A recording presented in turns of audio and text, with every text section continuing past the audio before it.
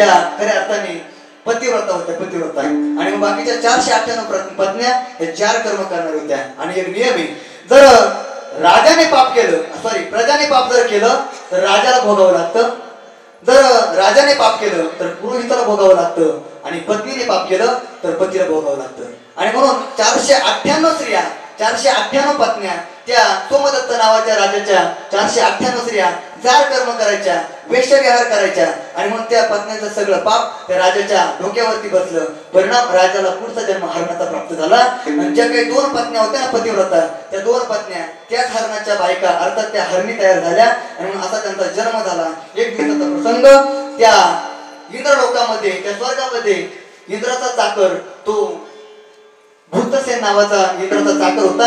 आणि त्या भूतसेनाकडून इंद्रदेवाला अमृत देत असताना अचानक त्या भूतसेनाकडून चूक झाली, भूल झाली. आणि म्हणून त्या अमृत द्यायच्या ऐवजी अत्तराची बाटली त्या अमृतामध्ये सांडली आणि ते सगळं अमृत नाचलं गेलं. इंद्राला राग आला, अरे तुला काही अक्कल म्हटला, तुला काही मूर्खा, तुला काही कळतं का नाही म्हटला, एवढं महागाचं अमृत म्हटला आणि या अमृतामध्ये तू त्या अत्तराची बाटली सांडवली म्हटला. आणि मग त्या इंद्राला राग आला. इंद्राने शाप देऊन टाकला, जा म्हटले मृत्यू लोकामध्ये तू भिल्ल योनीमध्ये जन्माला येशील, भिल्ल जातीमध्ये जन्माला येशील म्हटले. आणि तुला भिल्ल जातीमध्ये तुझा वाला वंश चालवावा लागेल म्हटले. आणि म्हणून भिल्ल जातीमध्ये तो शाप मिळाल्यामुळे तो भूतसेन नावाचा चाकर, भूतसेन नावाचा नोकर या मृत्यू लोकामध्ये भिल्ल समाजामध्ये जन्माला आला. त्याचं नाव होतं चंडभिल्ल. असा तो चंडभिल्ल एक दिवस शिकार करण्याकरता अरण्यामध्ये गेला. आता भिल्ल जातीमध्ये जन्माला आलेला होता. शेती नाही, वाडी नाही, कुठला बिझनेस नाही, कुठला पैसा नाही. फक्त दिवसभर काय शिकार करेल, घरी आणि त्याच्यावरती त्याचं पोट पाणी चालू, त्याच्यावरती त्याच्या मुलांचं पोट पाणी चालू, त्याची बायको त्यावरती चालायची. अशा प्रकारचं त्याचं जीवन असल्यामुळे शिकार करण्याकरता त्या अरण्यामध्ये आला. सकाळपासून संध्याकाळपर्यंत त्याने शिकारीचा प्रयत्न केला, पण त्याला संध्याकाळपर्यंत शिकार भेटली नाही. आणि शिकार भेटली नाही म्हणून तो त्रस्त झाला. अरे दिवसभर काहीतरी कमवलं तर संध्याकाळी आपल्या बाळाच्या पोटामध्ये 2 घास पडणार आहे, पण आजचा काय दिवस विचित्र आला म्हटलंय की त्या ठिकाणी आपल्याला शिकार भेटली नाही. आणि म्हणून जर घरी गेलो, शिकार नेली नाही तर बायका आणि मुलांना काय तोंड दाखवायचं, काय तोंड दाखवायचं, त्यांना काय उत्तर द्यायची. आणि म्हणून शिकार भेटत नाही म्हणून तो त्या अरण्यामध्ये थांबला. विचार केला, आपण अजून शोध घेऊ. संध्याकाळ व्हायला लागली, अंधार पडायला लागला. 7 वाजले, 8 वाजले, 9 वाजले, 10 वाजले. फिरत होता, भटकत होता. तेवढे त्याला एक सरोवर दिसलं. त्या सरोवराच्या कडेला एक सुंदर अशा प्रकारचं बेलाचं झाड होतं. त्याने विचार केला, अरे आपण रात्रभर जर सरोवराजवळ जर थांबलो आणि पहाटे जर इथे पाणी पिण्याकरता जर प्राणी आले तर निश्चित ते आपल्याला शिकार म्हणून सापडतील. आणि म्हणून त्या चंडभिल्लाने काय केलं, त्या सरोवरामध्ये झाडं आथरलं. तिथं असणाऱ्या एका त्या बेलाच्या झाडावरती तो जाऊन बसला. तो दिवस होता महाशिवरात्रीचा. बेलाच्या झाडावरती जाऊन बसला आणि कोणी प्राणी येतोय का, कोणी शिकार येते का, सापडते का याकरता तो वाट पाहायला लागला. पण ऐका, ज्या झाडावरती तो बसलेला होता ते झाड होतं बेलाचं. ते बेलाची पानं त्याला आड यायची. त्याला पुढचं काही दिसत नव्हतं. आणि म्हणून तो काय करायचा, बेलाचं पान तोडायचा, खाली टाकायचा.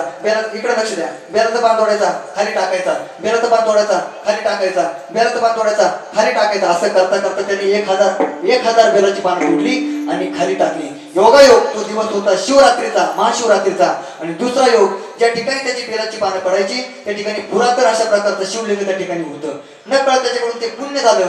भगवान शिव त्याच्यावरती प्रसन्न झाले. यमाला बोलवलं, यमजी तुम्ही इकडे या म्हटले. आणि यमाला सांगितलं, एक भक्त माझी सेवा करतोय म्हटले, रात्रभर माझी सेवा करतोय. दिवसभर त्याने माझा उपवास धरला आणि रात्रभर तो माझ्यावरती खऱ्या अर्थाने ते बिल्वपत्र धारण करतोय, टाकतोय म्हटला. तुम्ही त्याला त्याची इच्छा पूर्ण करता जा म्हटले. आणि म्हणून तो यमदेव त्याला त्याची इच्छा पूर्ण करता, त्याला काहीतरी बक्षीस देण्याकरता, त्याला काहीतरी वर देण्याकरता तो यमदेव त्या भिल्लाकडे जातो. सांगतो, अरे भगवान शंकर तुझ्यावरती प्रसन्न आहे आणि म्हणून तू काय कर तर काहीतरी वर मागून घे. आता त्याला काय कळतं महाराज, देव कोण, दानव कोण, काय. शेवटी कधी त्या गोष्टीचा विचार नाही. फक्त दिवसभर शिकार करायची आणि रात्रीचं खायचं एवढंच त्याला माहिती. देवाची विचार नाही. आणि म्हणून खऱ्या अर्थाने त्याने सांगितलं मला काही नको. तरी न म्हणता म्हणता यमदेवाने त्याला वर देऊन टाकलं. जा म्हटले, तू इथून पुढे तुला प्राण्यांचाही आवाज कळेल, प्राण्यांची भाषा कळेल आणि पक्ष्यांची भाषा कळेल. अंधार खऱ्या अर्थाने रात्र लोटत आली होती. पहाट झाली, 5-5:30 वाजले. चिमण्या चवचव करायला लागल्या, प्राणी इकडे तिकडे फिरायला लागले. आणि सकाळी 6-6:30च्या दरम्यान तोच सोमदत्त नावाचा राजा, हरणाच्या वेशामध्ये असणारा तो राजा, ते हरिण आणि त्याच्या 2 पत्न्या खऱ्या अर्थाने पाणी पिण्याकरता तिथे त्या सरोवरावरती आले. पाणी पित असताना त्या जाळ्यामध्ये पाय अटकला. आणि अटकल्यानंतर त्यांच्या लक्षात आलं की बस आता आपण अटकला गेलो, आपली शिकार निश्चित आहे. राजाने पाहिलं, आपल्या त्या भिल्लाने सांगितलं पाहिलं की आता आपली शिकार फिक्स झाली म्हटले, आपली शिकार अटकली. तो झाडावरून खाली उतरला आणि त्यांना मारण्याकरता पुढे गेला. पण मारण्याकरता पुढे जात असताना त्याने त्या हरणांचा संवाद ऐकला. तो म्हटला, तो हरिण, तो सोमदत्त नावाचा तो हरिण, तो सांगायचा आपल्या पत्नीला, अगं म्हटला आपण आता शिकारीमध्ये सापडलो, आपल्याला आता मृत्यू निश्चित आहे, पण आपण गेल्याच्या नंतर घरी आपल्या बाळांचं कसं होईल, आपल्या पोरांचा सांभाळ कोण करेल. असं करता करता त्यांची सगळी काही वाणी त्या भिल्लाने ऐकली आणि भिल्लाने सांगितलं, काळजी करू नका, तुम्हाला काय बाळ पाजायची, काय बाळांना एकदा सांगून यायचं ते सगळं काही करा म्हटले, एकदा घरी जाऊन या.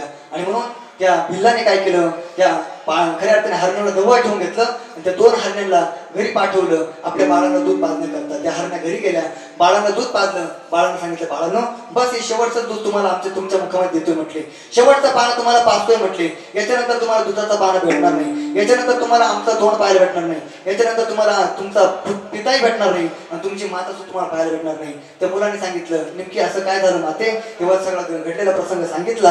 आणि सांगितल्याच्या नंतर ते मुलं म्हटले, अगं जर तुम्ही मरण्याच्या दारात जात असाल तर आम्ही कशासाठी जगायचं, आम्ही सुद्धा मरायला तयार आहोत म्हटले.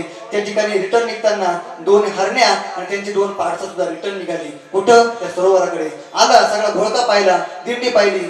भिल्लाला वाटलं, अरे एका बाणामध्ये, एका जाळ्यामध्ये एवढं काही सगळं सापडलं म्हटले, काही हरकत नाही. पण भिल्लाने सांगितलं, अरे मी आता तुम्हाला मारणार आहे, तुम्हाला भीती वाटत नाही का. तेव्हा त्या हरणाने सांगितलं, तुम्ही आम्हाला मारणार आहे याची आम्हाला भीती वाटत नाही, पण अगोदर तुम्ही कोणाला मारणार.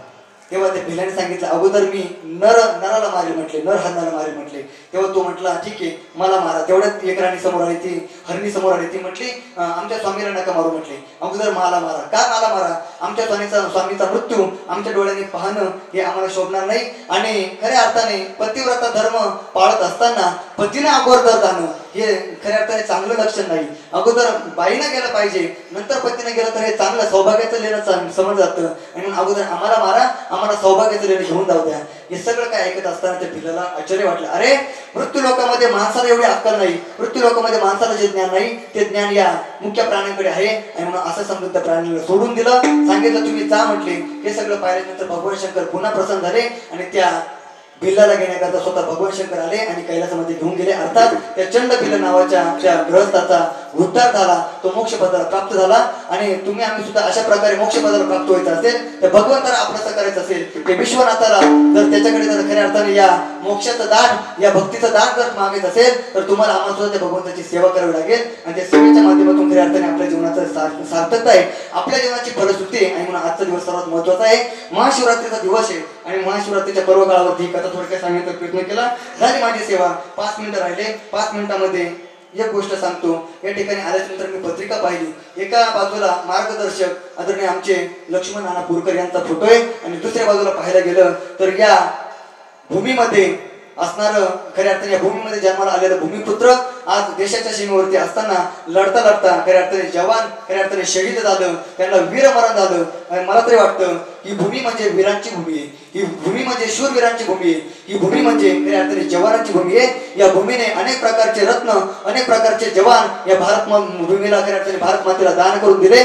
खऱ्या अर्थाने जन्माला आल्याच्या नंतर आम्ही 3 सेवा केल्या पाहिजे. 1 मायबापाची सेवा केली पाहिजे, 2 देव साधू संतांची सेवा केली पाहिजे आणि 3 खऱ्या अर्थाने देशाची सेवा केली पाहिजे. आणि म्हणून जे देशासाठी लढले ते अमर हुतात्मे झाले. काय करतो तो जवान आमच्यासाठी, हो काय करतो तो जवान आमच्यासाठी. खऱ्या अर्थाने आम्ही जर आमच्या घरामध्ये जर होळी दिवाळी नावाचा जर सण साजरा करत असेल तर त्याच वेळेस तो जवान खऱ्या अर्थाने देशाच्या भूमीवरती भारत मातेच्या सीमेवरती आपल्या अंगावरती गोळ्या घेऊन खऱ्या अर्थाने आपल्या भारत मातेचं रक्षण करतो.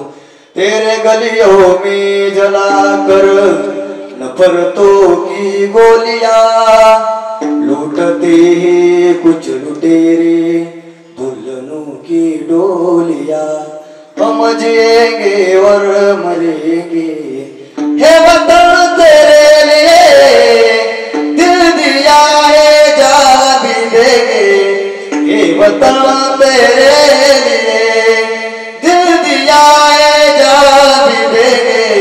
हे वतन तेरे सीमेवरती लढणं आणि या सीमेसाठी खऱ्या अर्थाने जान देण्याची खऱ्या अर्थाने जीव देण्याची ताकद ज्यांच्यामध्ये असते ते म्हणजे हे वीर जवान असतात. आणि आपल्या गावचं हे भूमिपुत्र खऱ्या अर्थाने वीर जवान, शहीद नायक, शंकर चंद्रभान शिंदे यांचं सुद्धा त्यांना शौर्य चक्र प्राप्त करून दिलेले आपण सर्वांनी, आणि म्हणून त्यांचं सुद्धा स्मरण आपण सर्वजण गेल्या किती वर्षापासून बाबा नाही दादांना जाऊन किती वर्ष झाली? 4 वर्ष. गेल्या 4 वर्षापासून आपण या भूमिपुत्राचं स्मरण करत आहात. तर आपण सुद्धा खूप भाग्यवान आहात, खूप भाग्यवान आहात. अर्थात अलीकडे या भूमिपुत्रांचं, अलीकडे या साधू संतांचं कोणी स्मरण करत नाही. अरे आम्ही गेल्याच्या नंतर आम्हाला जास्तीत जास्त श्राद्धापर्यंत लोक आठवतात, लोक आमची आठवण काढतात. लईत लई श्राद्धापर्यंत आमचे बाबा खूप चांगले होते, आमची माय खूप चांगली होती, आमचा भाऊ खूप चांगला होता, कुठपर्यंत लईतले जास्तीत जास्त श्राद्ध होईपर्यंत. त्याच्यानंतर सगळे विसरून जातात. बघा कोरोनामध्ये अनेक घरांची घरं उद्ध्वस्त झाली, कुठपर्यंत शोक केला हो, काहीतरी 1-2 वर्ष शोक केला, त्याच्यानंतर सगळे विसरून गेले, आपापल्या संसाराला लागले, आपापला आनंद मानवायला लागले. पण गेल्या 4 वर्षापासून हे खऱ्या अर्थाने भयाळ गाव या भूमिपुत्राचं, या शंकर दादाचं खऱ्या अर्थाने आजही स्मरण ठेवतंय. ही खऱ्या अर्थाने देशसेवा केल्याची पोचपावती आहे.